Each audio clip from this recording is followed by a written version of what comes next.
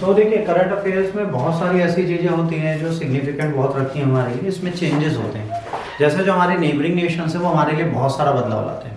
जो हमारे आसपास के राज्य हैं, जो आसपास के देश हैं, उनमें क्या हो रहा है बहुत बड़ा रोल प्ले करता है। जैसे भी यूपीएससी के नज़रिए से आप बात करोगे तो जितनी चीज़ें आपके मालदीव में हो रही हैं। अच्छा, जब हम छोटे थे तो हमें लगता था मालदीव हमारे पार्ट है।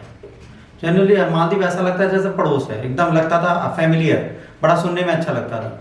आधे लोगों को तो मोदी के बाद पता चला अच्छा मालदीव हमारा नहीं है।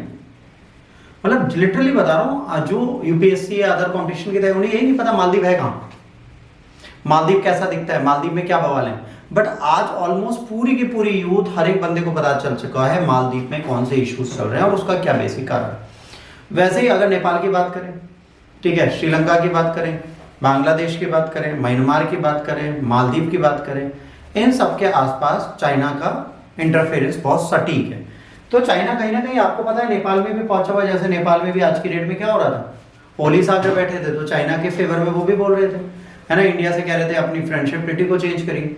तो नेपाल दोबारा न्यूज में आया, उन्होंने क्या किया, उन्होंने अपनी टूरिस्ट कैपिटल जो है, टूरिज्म कैपिटल, ठीक है, नेपाल में घूमने लायक दो ही जगह। अगर हम एशिया का बैंकॉक बोलेंगे तो बैंकॉक के बाद दूसरा बैंकॉक पोखरा है। पोखरा नेपाल का ऐसा प्लेस है जहां पर सुपर रिच लोग रहते हैं। वहां पे नाइट लाइफ है, क्लब है, पब्स हैं, डिस्क है, सब कुछ है। मतलब अगर आप जैसे बैंकॉक नहीं जा पा रहे कभी, तो अब यहां जा सकते हैं। सेम फीचर्स, सेम चीजें, बस नेपाली अंदाज में। जैसे एक थाई मसाज है या नेपाली मसाज है। बट पोखरा बहुत फेमस है इन टूरिस्ट डेस्टिनेशन के रूप में, और ये बहुत ज्यादा इंपॉर्टेंस हमारे लिए रखता है। अब ये टूरिस्ट डेस्टिनेशन है, अब यहाँ पर क्या है, कई सारी चीजें होती हैं जिसके लिए इसको इन्होंने नेशनल अपनी कंट्री में जाके इसको क्या किया है, टूरिस्ट डेस्टिनेशन बनाने के साथ टूरिज्म कैपिटल बना दिया। टूरिज्म कैपिटल से मतलब क्या होता है कि वहाँ पे टूरिज्म इंडस्ट्री और बढ़ेगी और वहाँ पर लोग आएंगे। अब ये टूरिज्म कैपिटल जो है कहाँ पर है, हिमालय नेशन में। जो वर्ल्ड है ये ज्योग्राफी के लिए बहुत जरूरी है। हिमालय नेशन का मतलब है जो हिमालय पर पूरी तरह बसा। जैसे हमारे भारत की बात करेंगे, हमारे भारत के, अच्छा प्रश्न क्या आ सकता है यूपीएससी में इससे, हमारे भारत के कौन से राज्य हैं जो पूर्णतः हिमालय पर बसे और कौन से राज्य हैं जो ट्रांस हिमालय पर बसे। याद रखना दो चीजें, एक हिमालय पर बसे राज्य, एक ट्रांस हिमालय पर बसे राज्य। हिमालय की बात करोगे तो ट्रांस हिमालय के भी भाग है ना भाई। हिमालय से पहले जो बने वो ट्रांस हिमालय, जिसमें लद्दाख रेंज, आस्का रेंज ये सब पड़ते हो, ये हिमालय का भाग नहीं है। बट इस पे भी राज्य हैं। जैसे आप जम्मू कश्मीर जाते हो, जम्मू कश्मीर हिमालय का भाग है कि नहीं, और ट्रांस हिमालय का भाग है कि नहीं। अब यहां आप लोग कंफ्यूज रहोगे अगर आपने एटलस नहीं देखी। देखिए एक टीचर आपको ज्योग्राफी पढ़ा रहे हैं, बहुत अच्छा है, पर पूछना आपका काम है। उनका काम हर चीज बताना नहीं है, आपका पूछना काम है। आप कभी भी किसी शिक्षक को ये नहीं कह सकते कि ये चीज हमने नहीं की। आपने कितना पूछा वो भी बहुत बड़ी चीज है। देखो एक टीचर को क्या लगता है कि हमको ये आता है, आपको भी आता होगा, हम सेल्फ अंडरस्टूड कर लेते। अरे मुझे आता है, इसको भी आता होगा, इग्नोर। अरे मुझे इतना इजी है, इसको आता ही होगा, भगाओ। तो क्या होता है, हम लोग टॉपिक को स्किप करते चले जाते। तो अब जैसे आपको आज भी नहीं पता है कि हिमालय में कौन कौन से राज्य आते हैं भारत के और कौन से राज्य ट्रांस हिमालय का भाग है, तो आज आपके लिए देखिए कितना सटीक प्रश्न एक करंट से मिल गया। हिमालय और ट्रांस हिमालय में कौन कौन से राज्य आते हैं आपको पता होना चाहिए। ठीक, पहला भाग ये आपको याद रखना है आज की डेट में। अब इसके बाद ये पूरा जो आपका ये है, ये तो पूरा हिमालय नेशन है। The formal declaration made during a special ceremony held at, कहां पे, Barahi Ghat, situated on the shore of Sterling. कौन सी लेक है, फेवा लेक। अब ये जो फेवा लेक है ये आपसे पूछी जाएगी, ये कहां पर है। अब देखिए लोकेशन देखिए, यहां पर जब ये जैसे ही न्यूज में आया, यहां पर क्या क्या चीजें आपसे एग्जाम में पूछी जा सकती हैं वो आप समझिए। अब यहां से आपके दो चीजें पूछी जाएंगी। पहला आपसे पूछा गया भारत के कितने राज्य ट्रांस हिमालय पे हैं और कितने राज्य हिमालय पर हैं, और कौन से ऐसे राज्य हैं जो दोनों में आते हैं। यूपीएससी क्या पूछ लेगा, ऐसे राज्यों के नाम बताइए जिसमें ट्रांस हिमालय की भी पर्वत श्रेणियां और हिमालय भी आता हो। बस आप कंफ्यूज हो गए। आप कभी ऑब्जर्व करना, जम्मू कश्मीर के अंदर आपको भूकंप सुनाई देते हैं। एक बंदा बताए जम्मू कश्मीर में भूकंप आता, भूकंप कहां सुनाई देते हैं, उत्तराखंड। जमीन कहां पड़ रही है, उत्तरांचल। अब आप ये कहो कि ये हिमाचल प्रदेश सर कहां पर है, पंजाब में कौन कौन सी माउंटेन रेंजेस की आपको पता होनी चाहिए। हम पढ़ा तो सब चुके हैं, माउंटेन मुझे तो याद है, मेरे हिसाब से बहुत अच्छे से पढ़ाया था, मैं बना बना के बताया था। ट्रांस हिमालय में जेएंडके आएगा और बाकी फिर ट्रांस हिमालय में आएगा, इसमें हिमालयन रेंजेस बिल्कुल नहीं जाएंगे, ये बिल्कुल ग्रेटर हिमालय नहीं जाएगा। अब यहीं पे कंफ्यूजन हो, इसीलिए कहते हैं इसको पढ़ो। तो पहले क्या पढ़ोगे, ट्रांस हिमालय, हिमालय और ट्रांस हिमालय प्लस हिमालय में कौन सी रेंजेस आती है। फिर दूसरा क्या पूछा गया देखना, यूपीएससी के लिए सेरेमनी हुई एक स्पेशल, कहां हुई, बरही घाट, ये कहां पर, सिचुएशन ऑन द मैप। दूसरा क्या ये कोई स्ट्रेटेजिक लोकेशन रखता है, कोई इंपॉर्टेंस है इसकी, कोई नेशनल पार्क है क्या इसके आसपास, ठीक है, बायोडायवर्सिटी जोन तो नहीं है ये, ठीक है, टूरिस्ट डेस्टिनेशन क्यों है, ये सारी चीजें आपको आरएनडी में डालनी होती है। टीचर के पढ़ाने से क्लास नहीं खत्म होती, क्लास खत्म होती है आपके पढ़ने से, दोनों में अंतर, ठीक। इसके बाद आता है Pokhara tourism capital. Pokhara known for its natural beauty and adventure tourism has long been recognised as a tourism hub in Nepal. बिल्कुल सही बात है, नेपाल का सबसे बड़ा टूरिस्ट हब है। आज कोई नेपाल जाता है तो पोखरा जरूर घूमने जाता है, ठीक। However, the city was only designated as the tourism capital after fulfilling the necessary criteria set by the government.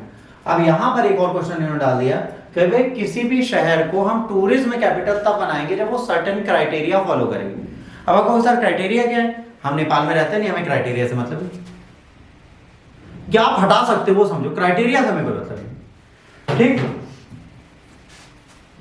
The decision to officially declare Pokhara as a tourist capital is expected to the further enhance the reputation and attract more visitors around the world. अब इसे tourism capital बनाने से क्या हुआ, world wide news में पढ़ लिया गया।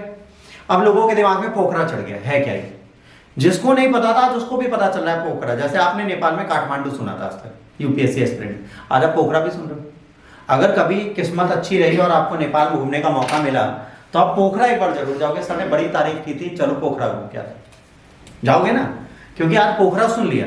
जब तक पोखरा सुना नहीं था जाने का मन नहीं करता था, आज करेगा मन।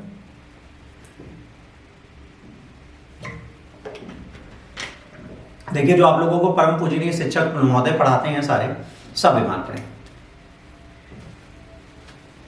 तो उन लोगों को बीमार रहने दीजिए, तो जैसे वो हेल्दी होंगे वैसे वो सब वापस आ जाएंगे, मतलब आ जाएंगे अगले वीक से। जी कुणाल जी बताइए बेटा। पंखा बंद करके बात कर लो, बाइक बंद करके बात कर लो बेटा, तब आवाज आएगी, बोलो।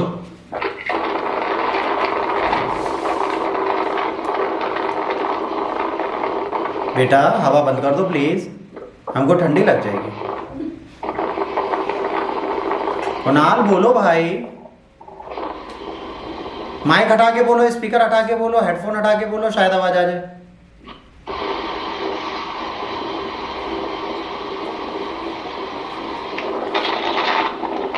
देखो बच्चों, कूलर पंखे की आवाज मुझे सुनाने से कुछ नहीं मिलेगा, क्योंकि हम हाथ वाले बेने से काम चलाते हैं। हम पर्यावरण के बहुत बड़े संरक्षक हैं, तो हम लोग बेने वाले का काम चलाते हैं, तो जलाया ना करो, पंखा चलाए। हम लोग टेक्नोलॉजी से दूर रहते हैं, ठीक। अब आते हैं, स्पेशल सेरेमनी की गई पोखरा में, ये आपको बता ही दिया, ठीक है। इसमें कौन आए थे, प्रचंडा साहब आए थे, ठीक है। ये कौन है इस टाइम पे, वहां के प्राइम मिनिस्टर। इन्होंने कहा भाई इसे टूरिस्ट कैपिटल बना देते हैं। पोखरा का इंटरनेशनल ब्रांड क्या है, इसे कैपिटल बनाने से सबसे बड़ी चीज क्या होगी, इंटरनेशनल स्टेज पे इसको एक वैल्यू मिल जाएगी। इंटरनेशनल मार्केट में आज लोग पोखरा को जानेंगे। पोखरा एक प्लेस है जो टूरिज्म कैपिटल है नेपाल की। जैसे नेपाल कोई जाता है तो कहाँ फ्लाई करता है, काठमांडू, काठमांडू से फिर सीधे माउंट एवरेस्ट जाता है। Nepal is famous for Mount Everest trekking. हर बंदा क्या करता है, माउंट एवरेस्ट देखना चाहता है। बट पोखरा क्यों जाना चाहता है, एंजॉयमेंट, फन, लग्जरियस लाइफ। कहा जाता है नेपाल का पोखरा एक ऐसा शहर है जहां पर दुनिया की सारी लग्जरियस कार्स मिलेगी। पोखरा में कोई गरीब नहीं, नेपाल में गरीब है पर उसके एक शहर में सब अमीर। तो पोखरा घूमने वाली जगह, एक बार मौका मिले तो एक बार जरूर घूमने जाना, क्या पता कुछ आपको भला मिले। और क्या होगा, अब सबसे बड़ी बात सुनिए, अगर पोखरा को इंटरनेशनल बना देंगे तो क्या होगा, वहां की नाइट लाइफ लोग देखेंगे, ठीक है, वहां पे इन्वेस्टमेंट आएगा और वहां पर चीजें और अच्छी होंगी। तो अगर भाई बिजनेस कहीं पर चाहिए, extended business hours to enhance night life. अब इन्होंने क्या किया, बिजनेस आवर्स बढ़ा दी। अब देखो यहाँ क्या क्या है, ध्यान से देखो क्या लिखा है।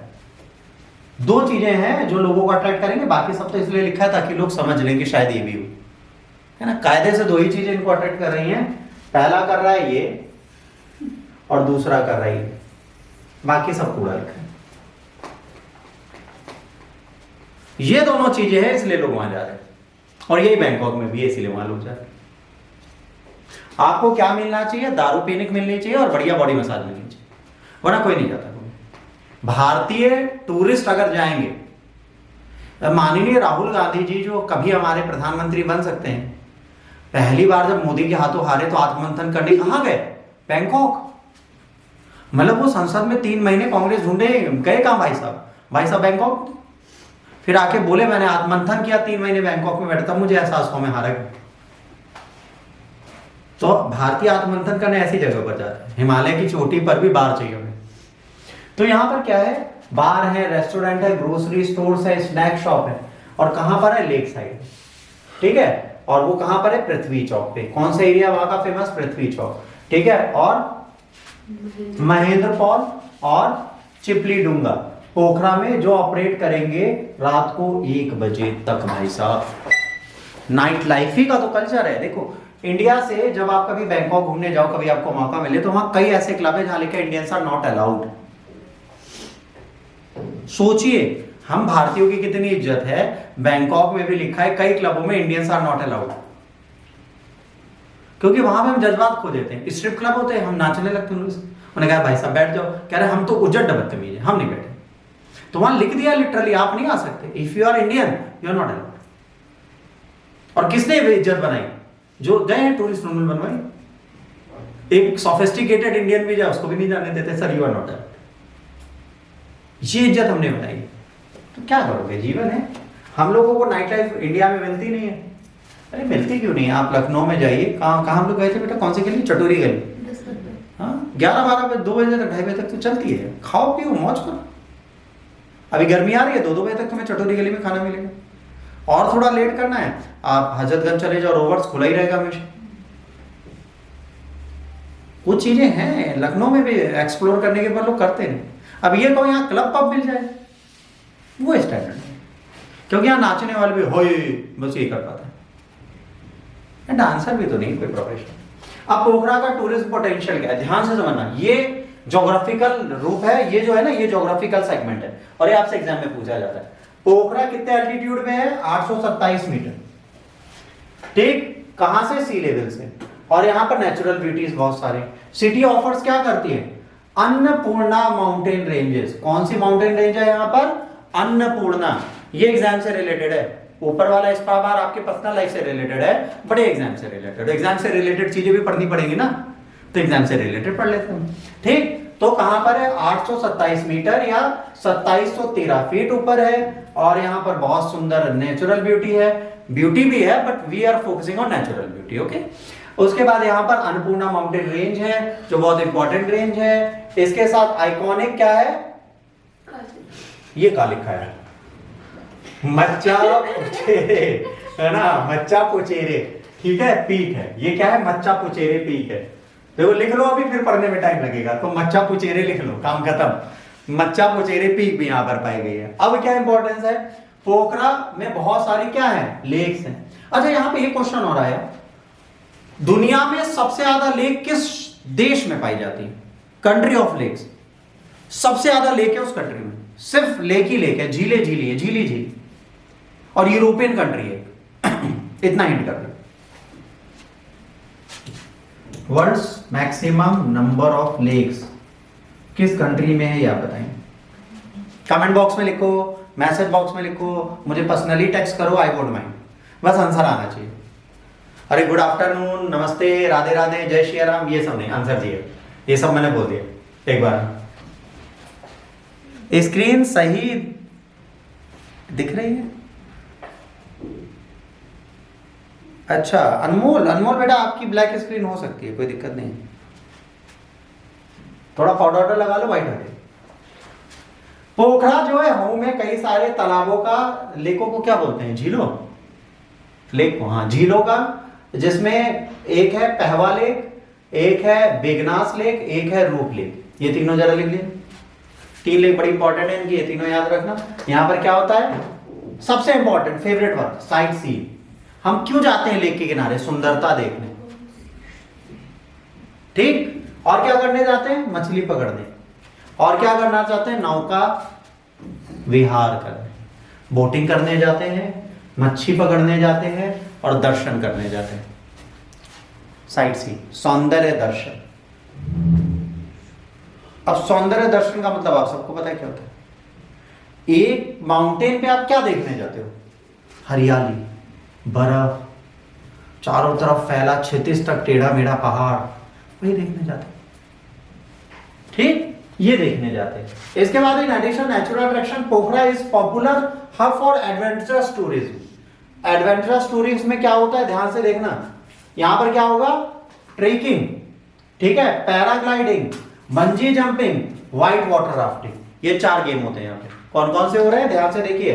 पहला ट्रेकिंग। ट्रेकिंग मतलब क्या होता है? छोटी मोटी पतली गलियों से जंगल से होते हुए शिखर पे पहुंचना, माउंटेन क्लाइंब करने की जगह माउंटेन चढ़ना, रस्सी से नहीं, मेड़ों से चढ़ना। इसके बाद क्या है? पैराग्लाइडिंग। पैराग्लाइडिंग क्या होता है? एक पैराग्लाइडिंग ऐसा चिड़िया जैसा सूट होता है, उसे पहन के कूदना, बहुत मजा आती है। सूट पहन के कूद जाओ, उड़ते रहो।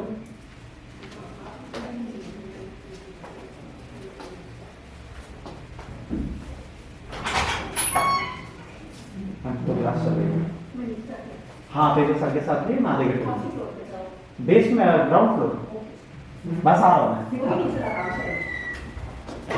ठीक है, इसके बाद पैराग्लाइडिंग। पैराग्लाइडिंग आपने सुना हुआ है, ठीक। इसके बाद क्या लिखा है? Bungee jumping. बंजी जंपिंग क्या होती है, अभी आपको बताता हूँ। एक पीक होता है, ठीक है, पीक में आपका पैर बांध दिया जाता है, फिर आपको ले जाके जंप करा देते हैं, और फ्लेक्सिबल रोप होती है एकदम। आप कम से कम 40-50 हजार फीट नीचे जा रहे हो सर के बल, चिल्लाते हुए, हेलमेट पहन के, बिंदास। अगर आप हार्ट मरीज हो, स्पाइन के मरीज हो, आपका हृदय कमजोर है और आप मर सकते हो, तो आप कृपया ना जाए।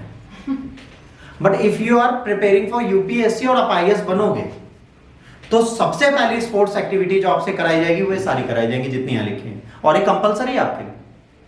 मतलब जब आईएएस बन जाओगे तो आपको बकायदा मसूरी से ले जाया जाएगा ऊपर, और लात मार मार के नीचे फेंका जाता है। फिर आपको ऊपर नहीं उठाया जाता, जब आप जाते हो तो नीचे लेक होती है, ठीक है, फिर वो रस्सी धीरे की जाती है, ढीली करने के बाद उस उल्टे व्यक्ति को बोट में एक व्यक्ति पकड़ता है, उसको बोट में बैठा के नदी के उस पार ले जाता है। ये तरीके हैं यहाँ के, ठीक। इसके बाद Annapurna circuit, one of the world most famous trekking route, starts from Pokhara, और 1000 ऑफ ट्रैकर्स हर साल यहां से जाते हैं। बहुत इंपॉर्टेंट, याद रखना। अन्नपूर्णा सर्किट में वर्ल्ड से कई लोग आते हैं ट्रैकिंग करने। ये मुझे आज पता चला, पोखरा में ये भी होता है। क्योंकि मेरे जितने जानने वाले गए वो पोखरा गए, बैंकॉक समझ के घूम के चले आए, उन्हें पता ही नहीं था यहाँ पे ये भी होता है। मतलब पोखरा को आप इतिहास के हिसाब से पढ़िए तो कितना अच्छा गेम है। देखिए, ट्रैकिंग मिल रही है, पैराग्लाइडिंग मिल रही है, बंजी जंपिंग मिल रही है, व्हाइट वाटर राफ्टिंग मिल रही है, सब कुछ तो मिल रहा है। व्हाइट वाटर राफ्टिंग क्या होती है? वाटर राफ्टिंग तो सबको पता है। एक टर्नेडोज होते हैं, जैसे पानी है, ये नदी जा रही है, इसके बाद ऐसे ऐसे टर्नेडोज होते हैं, इसमें पानी में बोट पलटती है, फिर आगे टर्नेडोज होते हैं। ये देहरादून में भी बहुत होता है, ऋषिकेश साइड, वही यहाँ पर भी होता है, पर उसे व्हाइट वाटर राफ्टिंग बोलते हैं, वहां पानी जाता है आपको। तो ये सारे स्पोर्ट्स आप एक बार चेक करिएगा, स्पोर्ट्स कौन कौन से, बस इसी के लिए बहुत फेमस है। हो गई, आगे चलते हैं। बंद हो जाओ भाई, बंद हो जाओ भाई। और वो तो गया पोखरा टूरिज्म का है, बार बार पढ़ाई। हाँ, अब आते हैं अगले प्रश्न पे। यहाँ पे पोखरा खत्म होता है, अब एक आता है प्रश्नों की बौछार, और ये प्रश्न है आपके सामने जो है सदाबहार, श्याम बहार, पान मसाला श्याम बहार। देखिए बच्चों, यहां लिखा है what are the areas in moon formed by lava which cooled to become basalt rock commonly known as. Hindi version, चंद्रमा पे जब लावा ठंडा भा तो बसाल्ट पत्थरों में बदलेगा, उसे चंद्रमा पे क्या बोलते हैं? चंद्रमा पे उसका क्या नाम है? मतलब रखा हम ही ने, चंद्रमा ने नहीं रखा, उसका नाम क्या है? उसका नाम क्या है भाई साहब? पहला, मैन इन द मून, वाह, चंद्रमा पे मानव। दूसरा, ग्रेट डिपर। डिपर आपको पता ही होगा, जब कभी कभी तो भाई डिपर ले रही है मम्मी मारेगी, वो वाले डिपर, ठीक। इसके बाद होली एंजल, 7 ठोर एंजल है, पता नहीं किसको पकड़े। एक होली का, एक होली एंजल सारी दुनिया में चलता है ना। और इसके बाद चौथा है सेंटर ऑफ डायपोल। देखो, सेंटर ऑफ डायपोल सुनने पे फिजिक्स जैसा लग रहा है, मैग्नीट्यूड, एल्टीट्यूड, लॉन्गिट्यूड से तो मतलब ही नहीं है इसका, है ना। ये कहीं ना कहीं मैग्नेटिक फील्ड होगी, उसके आसपास घूमता हुआ दिखेगा। तो इसको तो माइनस कर दिया, एक को तो माइनस कर देते हैं आपके लिए, ठीक। ये माइनस, बेटा जिसको स्क्रीन सही नहीं दिख रही वो अपना इंटरनेट बंद करे, दोबारा खोले, क्योंकि यहां पे सही स्क्रीन चल रही है और नेट में नहीं सही कर सकता आपका घर आके ना। जिसको नहीं दिख रहा वो इंटरनेट स्वयं सही करे। इसके बाद भगवान से तो मतलब है नहीं, तो होली एंजल भी बाहर कर दो। होली और एंजल, भाई इतने थोड़े ना प्रेम हमें हुआ है कि भक्ति का नाम रख देंगे वहां। हम है शिव शक्ति, शक्ति पॉइंट, ये पॉइंट वो पॉइंट हम रख देते, हमारी मर्जी, हमने चुना है, बाकी ये होली एंजल नहीं रखेंगे। अब बचे दो, क्या होगा इसका राइट आंसर?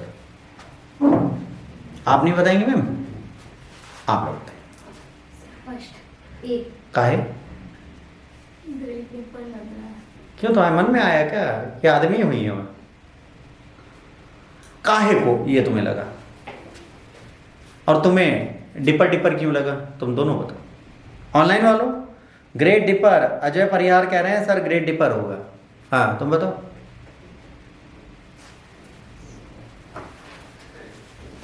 भाई देखो यूपीएससी वही क्वेश्चन पूछती है जिसमें आजा माजी सटक ली, मतलब हमारे दिमाग को बहुत ज्यादा एक्सरसाइज करने पड़े, हम घबरा जाए, हम डर जाए, है ना।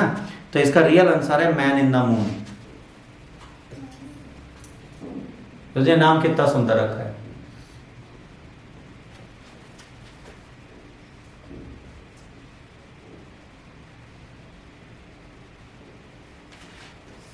ठीक है, इसका आंसर है मैन इन द मून। अब इसका answer man in the moon है। लार्ज एरियाज मून में है, जो फॉर्म हुए गए लावा से, ओल्ड क्रेटर है, और इसको कॉमनली हम लोग कहते हैं man in the moon. Based on the recent assessment impact crater surface, scientist have suggested a revision of lunar timeline. कह रहे हैं अगर इसको हम चेक कर लेंगे तो हमें इसका टाइमलाइन पता चलेगा। As per revision features like famous man in the moon formation could be approximately 200 million years old. कह रहे हैं 200 मिलियन वर्ष पुराना ये क्रेटर है, जिसका नाम हमने मैन इन द मून रखा हुआ है। अब बिग डिपर क्या है? ये एक ब्राइट स्टार का पूरा प्लेस है जो उर्सा मेजर में पाया जाता है। बिग डिपर या हल एक बड़ा तारामंडल है जो उर्सा मेजर तारामंडल के 7 चमकीले तारे शामिल है, ठीक है। तो ये दूसरा जो आपने बिग डिपर पढ़ा उसके बारे में बात है, ठीक है। उससे ज्यादा हमें कोई जरूरत है नहीं। अब ये जो 7 एंजल्स हैं, इनका मतलब क्या है? बहुत सारी एंजल्स हैं हमारी धरती पे, तो उन एंजल्स की बात की गई जिसमें से 11-11 वाला भी ढकोसला चलता है ना, रात के 11 बजे या सुबह 11 बजे 11-11 पे बोलते हैं भगवान मेरी शादी करा दो, हो जाएगी। 11-12 बजे का लोग अलार्म लगाते हैं 11-11 का, और बैठ जाते हैं मंत्र लेके, 1 मिनट बोलते रहते हैं भगवान मेरी शादी, भगवान। उनकी शादी आज तक नहीं। तो ये सारी चीजें होती हैं, लोग मानते हैं, आप भी मानिए तो मानिए। अब हम बात करते हैं बेटा डार्क नेट या डार्क वेब। विश्व में सबसे कुख्यात चीज जो है वो डार्क वेब है और डार्क नेट है। डार्क नेट या डार्क वेब एक्चुअली है क्या? इसको हम क्यों प्रयोग में लाते हैं, कृपया ध्यान दीजिएगा। जब 29 मिनट होने हैं तो उसे बंद भी करना, ठीक। जो डार्क नेट और डार्क वेब एक्चुअली है क्या, ये आपको पता होना चाहिए। डार्क वेब और डार्क नेट दोनों शब्दों में क्या है, कौन बताएगा? What is dark web?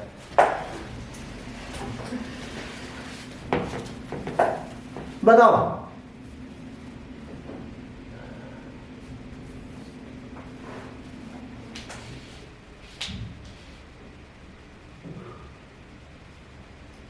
Dark web तो जिसमें मतलब अभी डार्क वेब यहाँ नहीं लिखा। हम ये न्यूज में जब आया था उस टाइम पे, लास्ट टाइम जब आया था, अभी तो फिर से आया, उस टाइम पे आया था जो ड्रग माफियाज हैं उन्होंने भी इंटरनेट को यूज करना स्टार्ट कर दिया। They started using the internet. और इंटरनेट कौन सा? वो इंटरनेट जो हम जैसे लोगों से दूर, the internet which can not be access by the lay persons.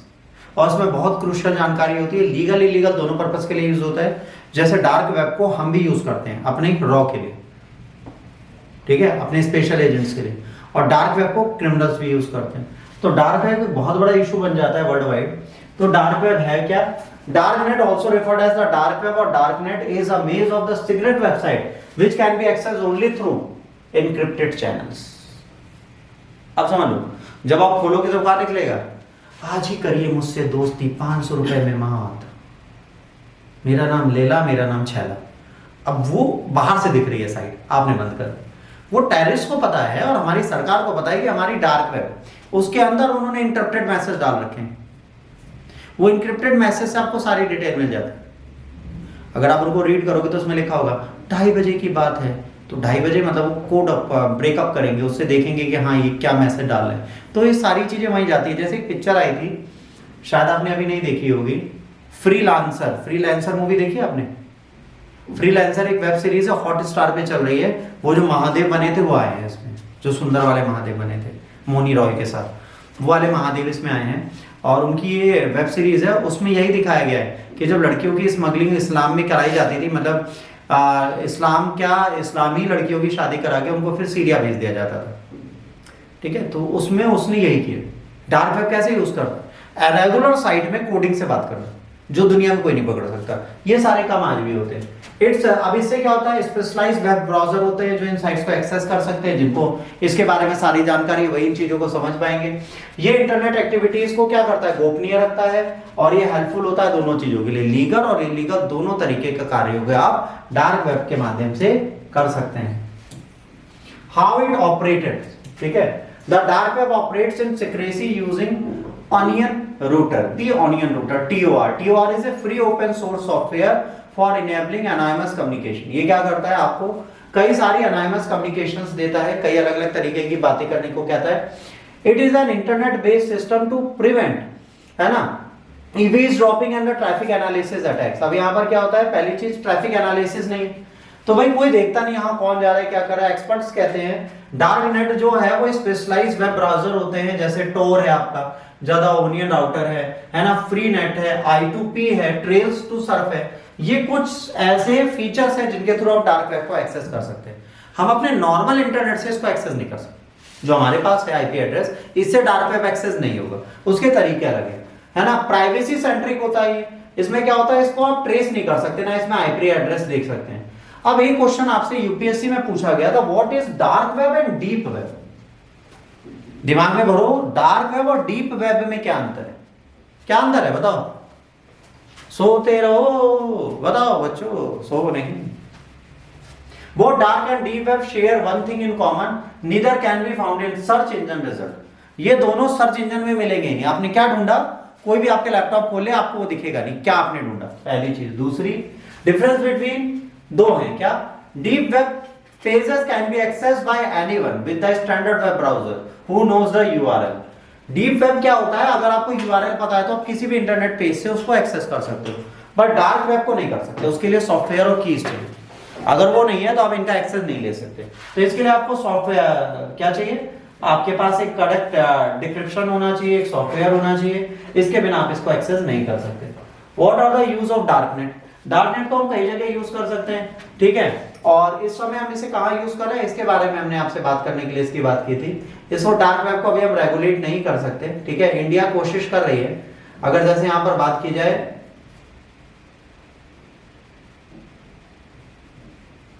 कि इंडिया क्या कर रही है, तो ब्रिक्स मीटिंग में भी इसने डार्क वेब के लिए बात की थी।